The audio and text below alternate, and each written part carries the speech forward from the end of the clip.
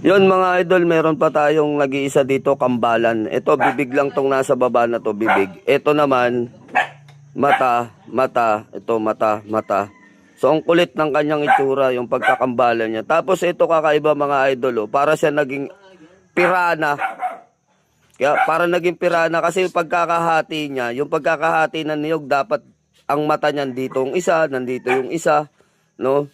So, ito hindi, pinagitnaan niya talaga, oh. Ayan, oh, sa gitna pa talaga siya nag-usbong ng mata, tas ito pa, oh. Balik kambalan to mga idol. So, buenas to sa ano, sa pampaswerte. Pero kung titignan nyo, para talaga siyang isda o janitor fish. Ano, mukha siyang janitor fish. Tas ang kakaiba sa kanya, ito sa gitna tumubo yung division. Tapos ito, division naman sa kabila. Dapat nandito siya sa kabila na to eh.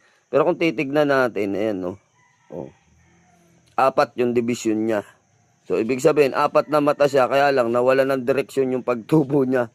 No? So, mainam to. Ang ganda nito mga idol sa gustong orderin to. Hindi to akin din. Ito'y pinapakita ko lamang. Ito'y mga kanyang mga koleksyon na pakakawalan na kanyang mga gamit. Mag-PM lang kung ano yung presyo ng nagpapabenta sa atin. Yun din naman ang ano, hindi na natin tutubuan. Ano? So, yun. Happy New Year.